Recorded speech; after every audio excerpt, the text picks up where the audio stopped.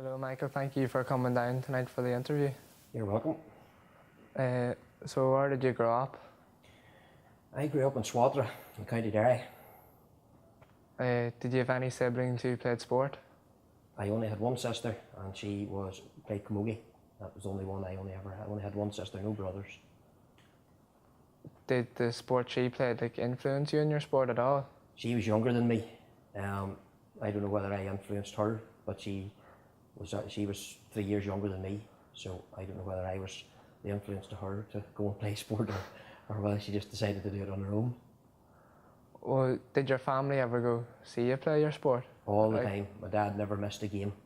Since you started playing the I sport? started at primary school right through till I played Irish League football. My dad never missed a match. What age did you start playing your sport at? Trying to think. I played both. I played Gaelic and soccer. The Gaelic career probably started when I was at primary school, right through secondary school till I was about 16, and then I started playing soccer. What teams did you play for in Gaelic and soccer? I played for the local club, which was Swadra. I also played for St Pat's Mahara in the McCrory Cup. I then played for the seniors, minors and seniors. I also played for Coleraine Reserves, and then I was picked up by Limavady United and played in the Irish League. And then I finished off my career with Dungiven Celtic. What was your proudest moment out of the two sports that you played in? Oh, that's a tough one. I would probably say I've got two. One in the Gaelic, which we won the Ulster County with the Gaelic at 17, and we won a county medal. And probably my proudest moment in the soccer was playing in the Bass Irish Cup against Crusaders in the knockout stages. You said that you played for St Pat's Mahara. Who did you play in McCrory? We played St Coleman's, which was always a big rival. Even to this day, James McCartan, I still remember him running about. He was probably the best player they had at that stage. But St Pat's Mahara and St Coleman's, even the Abbey as well, the Abbey would have been in and around there too, but St Coleman's was always big rivals. Did any of your sporting teachers put you off? All of them. It was always the old attitude that you probably couldn't try and play both, the Gaelic and the soccer. When we were growing up, and it's probably the same now, I would say, the teachers and the coaches tried to put you off both. When I was playing Gaelic on a Monday night and a Wednesday night, I was playing soccer on a Tuesday night and a Thursday night. I had a Friday night off. I was playing soccer on a Saturday, and I was playing Gaelic on a Sunday. Did any other school teachers try to put you off playing sport for your school? No, they didn't try to put us off playing sport. They actually encouraged us the more sport. Some of the teachers in the school would have encouraged you to play more sport.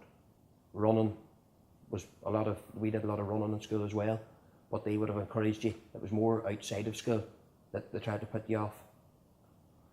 What sport did you prefer? You done Gaelic and soccer, did you play any more in school? Just the Gaelic and the soccer. No, the Gaelic and the soccer was the Gaelic was more orientated in school, and outside of it was the soccer. And I loved playing both. I had no preference to which one was the better of each other. Do you have any regrets playing either sport? The only regret I probably have is finishing too early. I finished my career 26, which I had a cruciate ligament, and that sort of made my mind up. But I would have loved to have played on. But then I got into the coaching then. Yeah. Besides your cruciate, did you have any other injuries playing?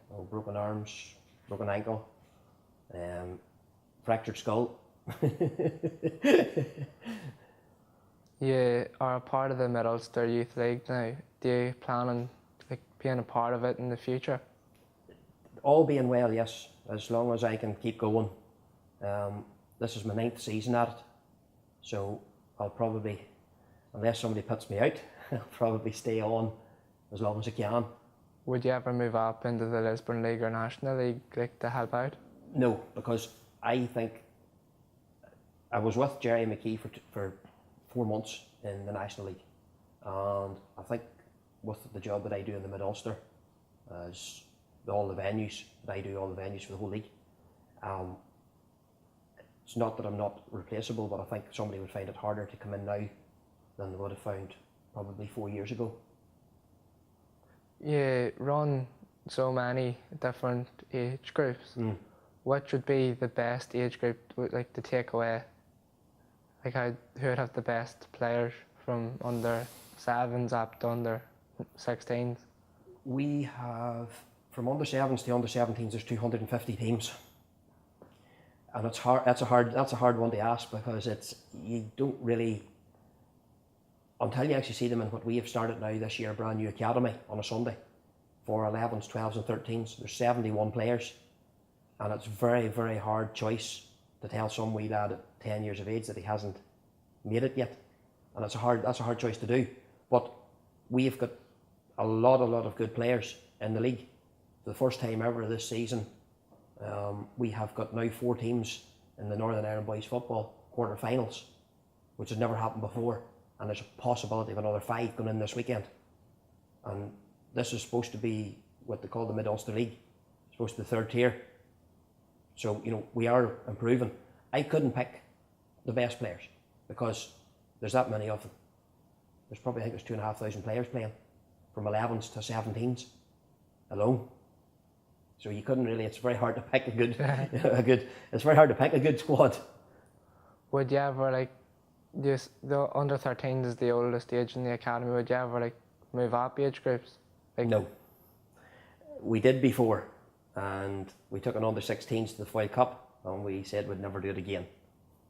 It was like, they just wanted to get out every night. They didn't want to be there. They didn't want to be playing football. They just wanted to run and get out, and we said we'd never do it again. The 13s is a very good age group to take because they're easy managed and they're very well done. So they are, so it was probably the best age group that we've ever taken, and we kept that going. Yeah. How many more years do you plan on going to the Foyle Cup? Well, we're going now this year again, but this year we're taking an under 11s and under 12s and another 13s, which is 48 players. So any other year we took 18. This year we're taking 48. So it could be good fun. I don't know whether it's a good idea or not. Do you have anything you would say to young people playing sport? Just keep playing it. No matter how many times somebody knocks you down, get back up again and keep going. Just keep the head up. If somebody knocks you, try and keep the head up and try and keep going. That one sport, there's not just one sport for everybody.